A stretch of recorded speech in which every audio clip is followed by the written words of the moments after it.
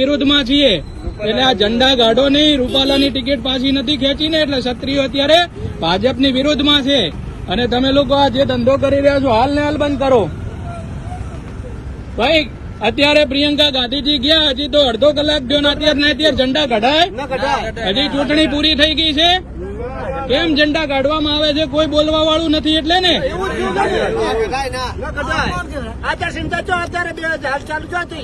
હું election commission ને દશરથસિંહ ચૌહાણ સવાલ પૂછવા માંગુ છું, નરેન્દ્ર મોદીજીને સવાલ પૂછવા માંગુ છું અને ગુજરાત રાજ્યના ઇલેક્શન કમિશનને સવાલ પૂછું છું કે પોલીસ મિત્રો સાથે રહી લોડર લઈ અને હાઈટ ઉપરથી જે ઝંડા લાગેલા હતા લાખણી મુકામે કેમ ઉતારે છે ભાઈ? અત્યારે ક્ષત્રિય સમાજ બધો રૂપાલાના વિરોધમાં છે અને એટલા માટે આ લોકોને એવું છે કે કોંગ્રેસ ક્યાંક જીતે છે, ગેનીબેન જીતે છે, હાર ભારી ગયા છે. બોલો બનાસની બેન, બનાસની બેન. એટલે અત્યારે આ ખોટી વાતો કરવાની, ઝંડા ઉતારવાનો સમય નથી. કઈ સરકારે આદેશ આપ્યો છે તાત્કાલિક ઝંડા ઉતારવાનો? ફરિયાદ મળે છે બરોબર, અમે એટલા માટે ફરિયાદ મળી. મારી વાત સાંભળો, ચલો મારી ફરિયાદ પેલી સાહેબ આપજો, મારી વાત સાંભળજો. પોલીસ મિત્રોનું અને આપનું પહેલા સન્માન કરું છું. મને આપ લોકોથી વાંધો નથી, વાંધો એનાથી છે કે લોકશાહી અને લોકતંત્રમાં ભાજપ, કોંગ્રેસ, આમ આદમી પાર્ટી બધાને ઝંડા લગાવવાનો અધિકાર છે. 7 તારીખે ચૂંટણી હોય ને એટલે 5 તારીખે હાજે ઝંડા ઉતરે. આજ કઈ તારીખ છે ભાઈ? 4 તારીખે ઝંડા ઉતરે. અરે પરમિશન નહીં, મારા ભેગા આવો, મોદીનો ફોટો લાગેલો ઉતારો, ફોટો ઉતારો.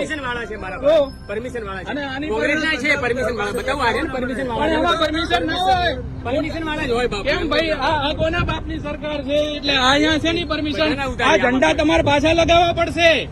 કોંગ્રેસના કાર્યકર મિત્રોએ લગાયા છે, ઝંડાના લોકો ઉતારી રહ્યા છે. અત્યારે બોલાવો તમારા ટીડીઓ ને, અત્યારે અહીંયા આગળ બોલાવી દો. ટીડીઓ હોય કે કલેક્ટર શ્રી હોય, અમે વાત કરીશું. ઝંડા કેમ ઉતારો છો ભાઈ?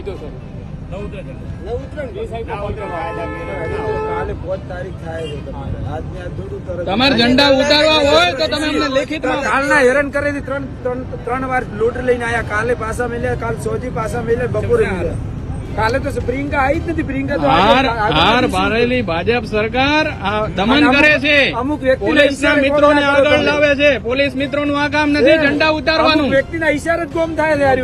અને કોણ વ્યક્તિ છે મને ખબર છે. અમારા ઈશારા એટલે કે અમે તો અરે હું તમને એમ કઉ છું, બિચારી જનતા તો ના કે ને. ધારો કે હું જાગૃત નાગરિક છું એટલે આપને સવાલ કર્યો કેમ ભાઈ ઝંડા ઉતારો? જનતા તો અત્યારે તમને ડાયરેક્ટ ના કે પોલીસ વાળા ઉતરાવે છે એટલે ભાઈ ઝંડા ઉતારવા દો. પણ લોકતંત્રમાં અધિકાર છે કોંગ્રેસને ઝંડા લગાવવાનો, આમ આદમી પાર્ટીને છે, ભાજપનો છે. જો લાખણીમાંથી કોંગ્રેસના ઝંડા ઉતારો, પેલો નરેન્દ્ર મોદીનું બેનર ઉતારો, હેડો અમે ભેગા આવીએ, અને પછી ઉતારો કોંગ્રેસની. મદદ કરવા આવીએ ને. પ્રિયંકા ગાંધીની સભા પૂરી થઈ, હેલિકોપ્ટર હજી રવાના નથી થયું, તાત્કાલિક ઝંડા ઉતારો છો. બેનરો ઉતાર્યા છે, બેનરો હમટી નાખ્યા છે. શું ભાજપ સરકારે પૈસા આપીને છપાયા હતા કોંગ્રેસના ઝંડા?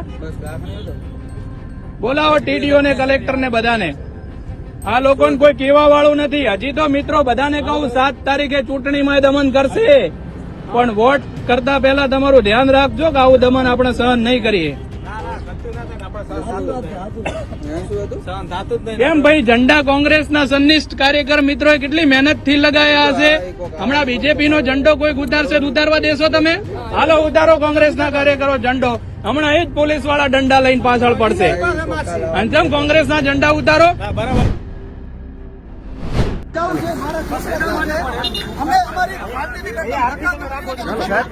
શેના માટે સાહેબ? પણ શેના માટે તમે ઉપાડો? અમે તો અમારી સામેથી આવ્યા છીએ ને. અમે સામેથી આવ્યા છીએ, અમને કોઈ લાઈવ નથી કઈ આગળ. પ્રેમથી આવ્યા છીએ. સાહેબ તમે આવી રીતે ખોટી રીતે ધક્કાધૂળવી ના કરો. ધક્કાધૂળવી હું મારા અગ્રણીની વાત કરું.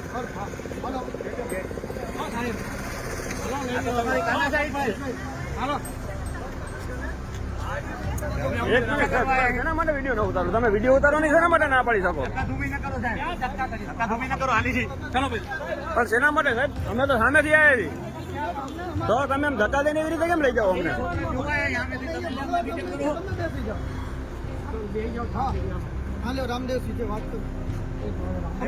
વાત કરી લો ને. પણ તમે એમ કહો છો સાહેબ ની વાત જો, સાહેબ ની વાત જો. હાથ નહીં લગાડો. હાથ નહીં લગાડો અમે ઊભા છીએ અહીંયા અમે બેસવું નહીં. ક્યાં ગયા નથી હવે એ છોકરાને જોવા આવ્યા છે એનો મતલબ એ કે અમારે કઈ સૂચન કરવા ના આવે એને કે એમને અમે આવ્યા છીએ અહીંયા પૂછા કરવા કે ભાઈ તમે શેના માટે ઉપાડ્યા તો એના અમે કઈ અમે